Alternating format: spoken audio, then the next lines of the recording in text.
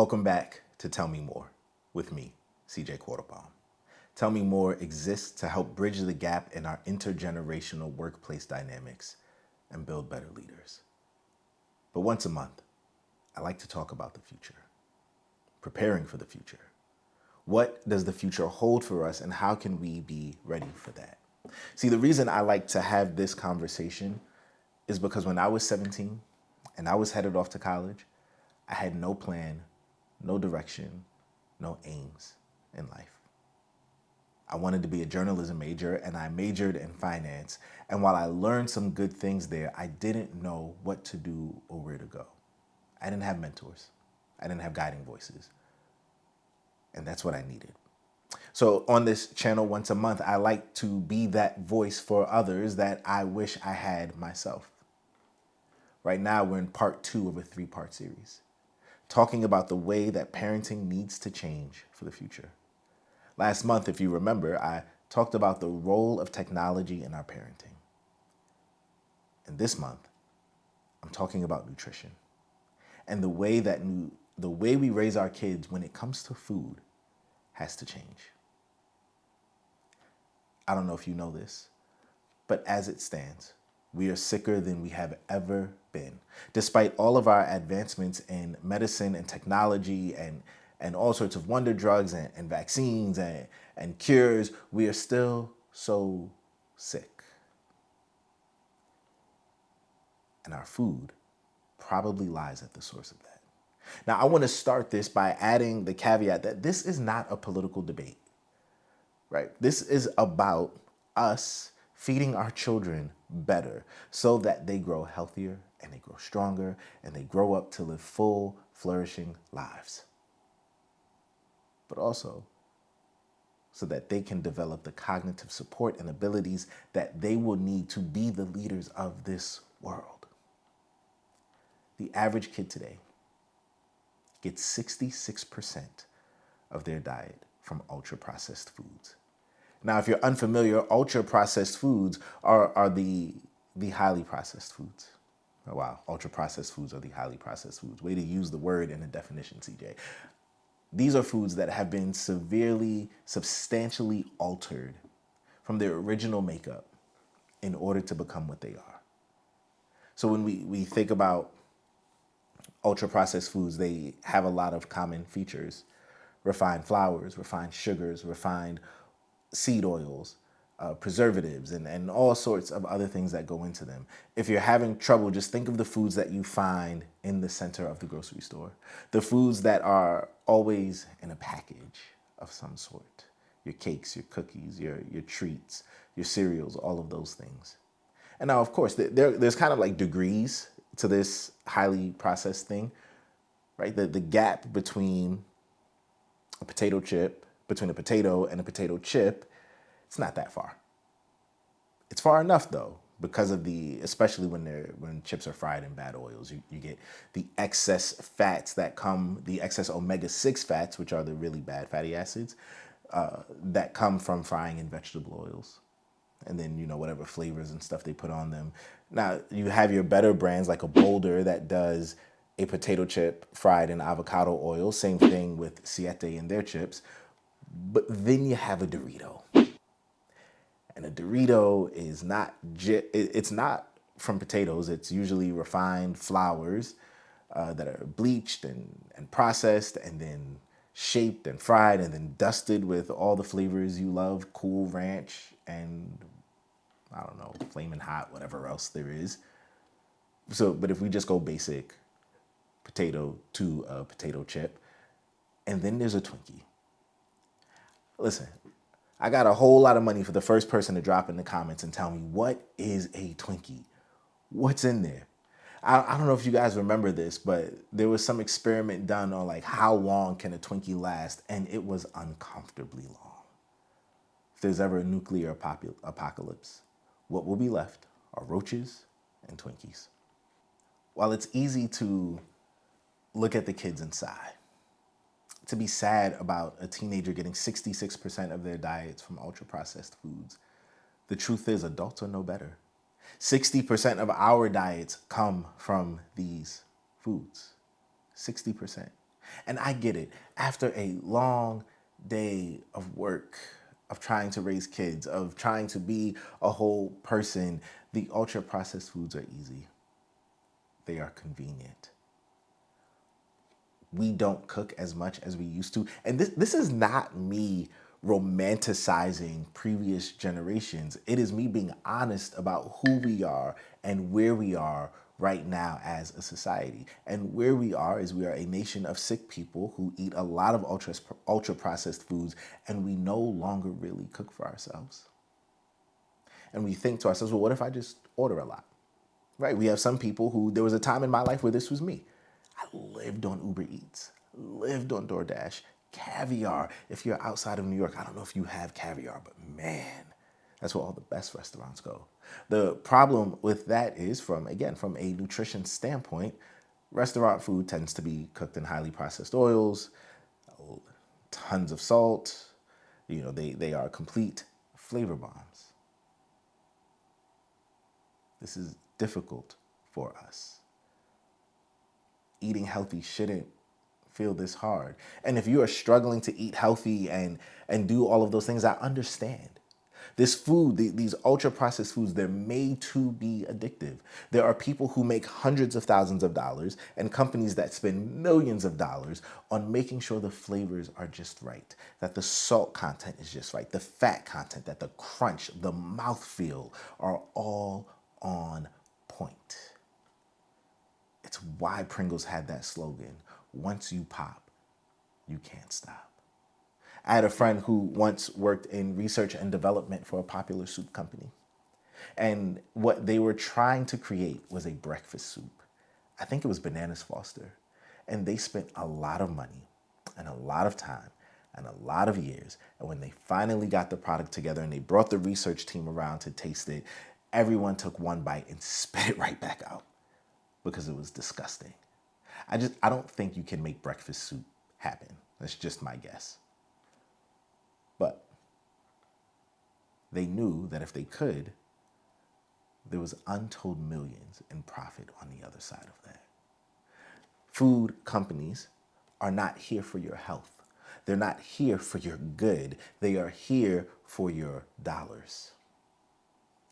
The downstream effects of our consumption of all of these highly processed foods are palpable.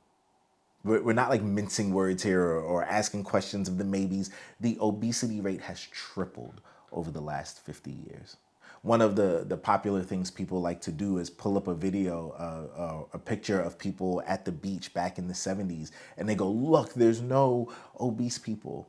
And this is not fat phobic or fat shaming. It is recognizing that there are very serious health side effects that come with being in a bigger body. And if the whole point is for us to produce greater health, then we cannot look at this like it's nothing. We talk downstream effects of this. When I was a kid, type 2 diabetes was called adult onset diabetes. But then it got to the point where so many children were developing this type of diabetes that they took away the adult onset and just started calling it type 2 diabetes. And this is a very direct effect of our overconsumption of grains and sugars and flours, to the point where the rate of type 2 diabetes among children increased by nearly 40% between 1990 and 2019. And if this isn't bad enough, you go through the cause of deaths, the top list, it is mostly directly linked to our lifestyles and dietary choices. This can feel overwhelming. It can feel like a lot, honestly. And for many people, the high rate of consumption of ultra-processed foods is a social justice issue. That if you notice that there are some communities that eat this food more than others, and they see this as a direct result of social policy. I once lived in a neighborhood where the 3 grocery stores within 3 blocks of me, none of them had fresh vegetables. And if I wanted that, I had to go to a more affluent neighborhood about 20 minutes away. It's not that these grocery stores didn't have vegetables. and fruits, fresh produce, it is when you picked through it, you found that a lot of it was on its way out. Some stuff was moldy, some stuff was rotten. And at the end of the day, with these highly processed foods being engineered for the purposes of being really good for your palate, to your palate, what are you going to choose? The moldy lettuce or the Snickers? I don't know where you land on this subject. But if we're thinking about who we are as parents and how we want to raise our children and set them up to be not just the best version of themselves, but to have the best shot at life that they could have, then we recognize that there is a direct link between nutrition and cognitive performance.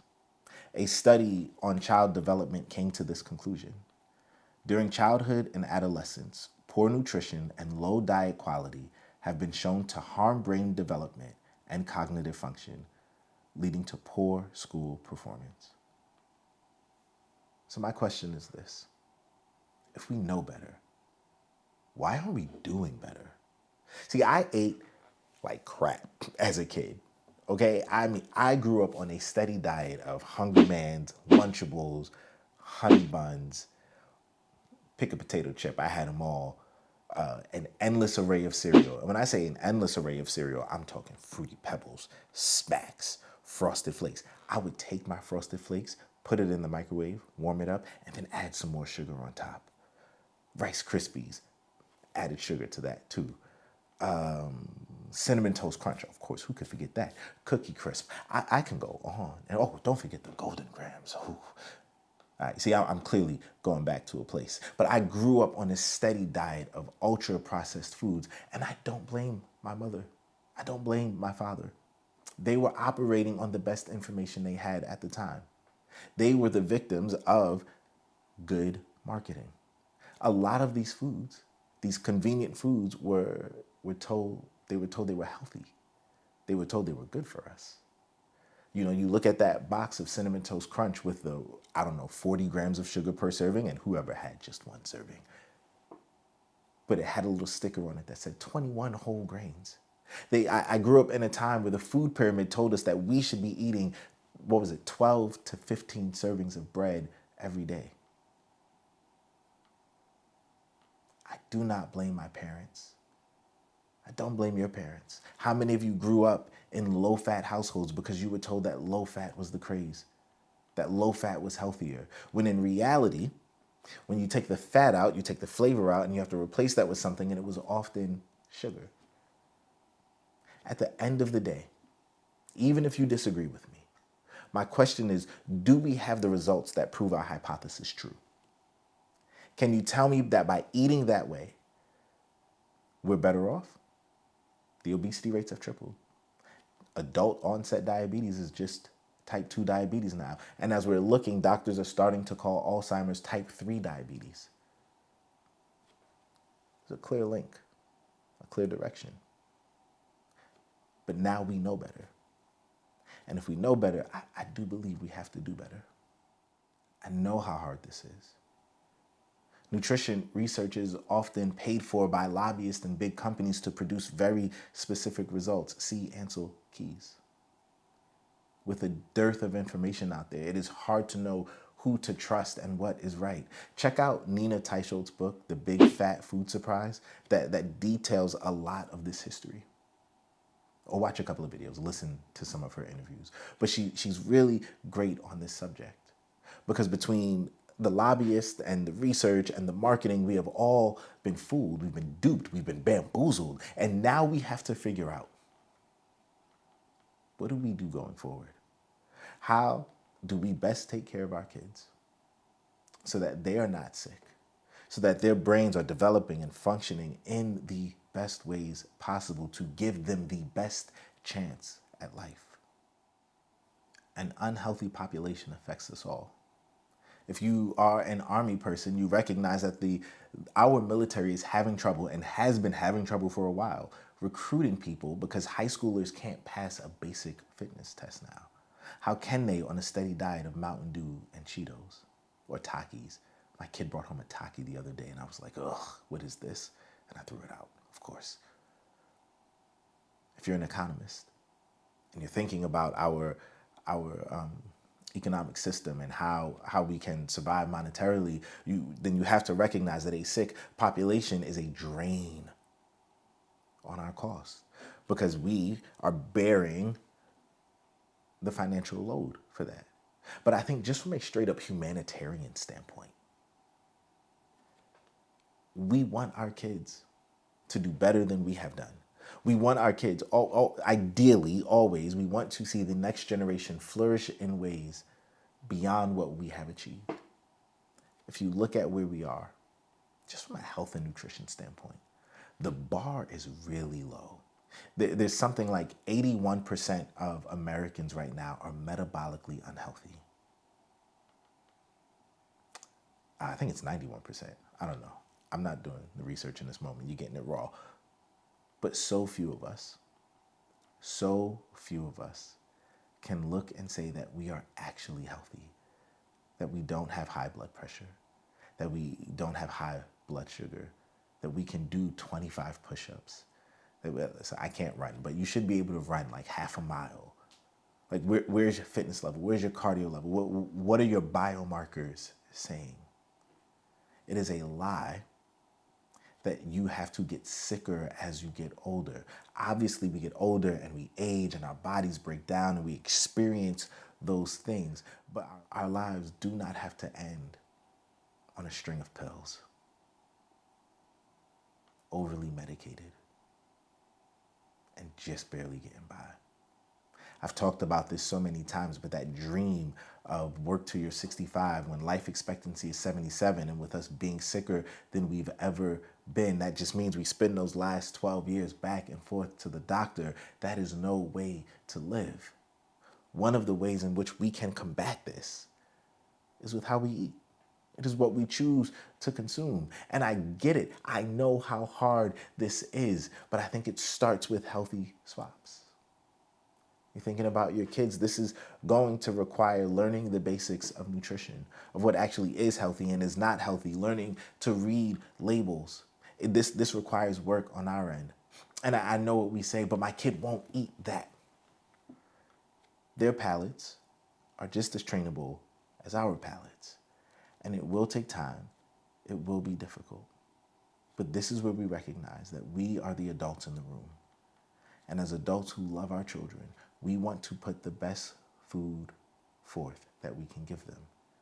You know, I just watched Chef's Table recently, and they did an episode on Jamie Oliver, the famous British chef, who made it his mission to help transform the food that we give our kids in school. And I want you to watch that. I'm not going to detail it for you, but he talks about the work he had to do in order to help train these palates, to help change how they view and saw food and make it appealing to them.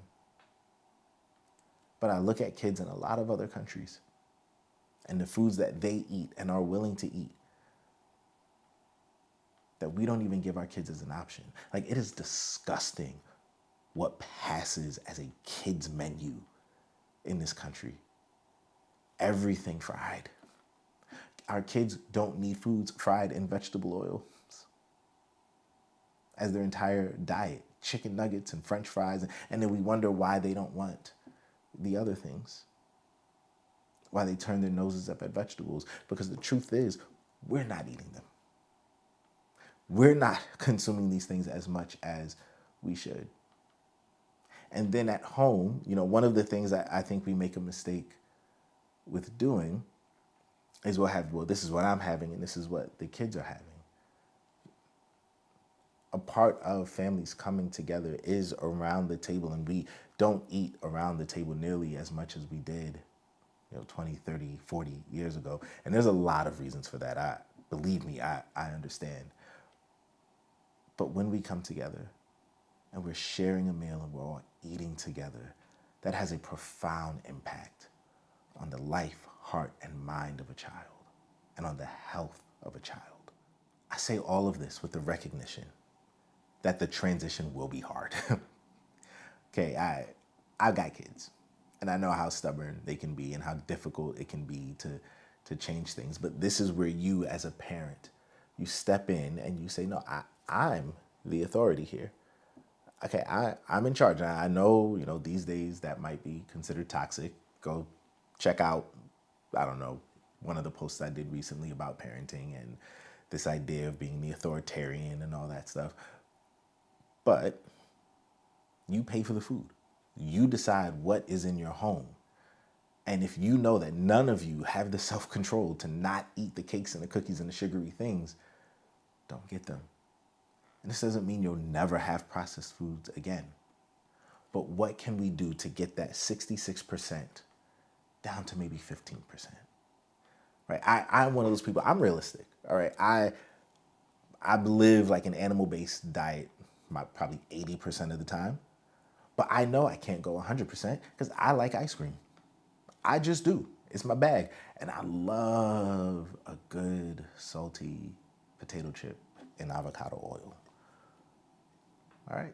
If you know yourself, you know your weaknesses, you know that every couple of weeks you're going to need a break.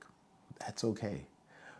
But getting 66% of your food from highly processed foods is not. The downstream effects are clear. And you shouldn't compromise on that. Again, this is about the health of your child. I remember a story a couple of years ago about this kid in the UK who only ate like pasta and French fries and eventually went blind. And we think to ourselves, oh, that's such an extreme case. But how far off is it? As parents, we can't force our kids, especially after a certain age, to do anything. But what we can do is we can teach and we can instruct them and we deposit information into them that we hope that when they get to those decision-making ages, that is what comes out of them. But if the example we set is never eating a vegetable, never eating healthy food, what do we think they're gonna learn? What do we think they're gonna see as standard and normal and okay? So how can we as parents be better at this? We start with the healthy swaps. We start with education. Listen, I told you what I grew up on. It has been a learning process for me to understand what healthy food looks like, what good food looks like, what understanding what the different labels mean, and understanding that if something like chicken says organic, it means absolutely nothing. But pasture raised does mean something. Understanding why grass fed beef is better than grain fed beef, but at the end of the day, if you can't afford the grass fed, go and get the grain fed. Better than nothing. Better than getting a McDonald's burger. And this is as someone who every Sunday would walk 2 miles to get himself 3 McGriddles. I understand. But if we are going to raise kids to be the healthiest and best version of themselves, this is what we do. Because the data is clear. The health outcomes have been dismal. Whatever it is that we have been doing has not been working, and what we have in front of us is the opportunity to do and be better. Just like with technology. We didn't really know. I don't blame my parents because they didn't know, but we do now. And the question is, what are you going to do with this knowledge? Because if we find ourselves repeating the same mistakes and just going down the same path, then you know what? That's on us. You've got no one else to blame. And maybe you're watching this and thinking to yourself, CJ, I hear you, but the food is just too good and I'm not going to put it down. I hear you. And I get it. Healthy food, it's more expensive, and which makes no sense that in order for me to buy a salad, it costs more than like 3 double cheeseburgers. But you either pay for it now or you pay for it later in medical bills. You pay for it later in a diminished quality of life. The choice is yours. But listen, what do I know? I'm just some guy from Brooklyn.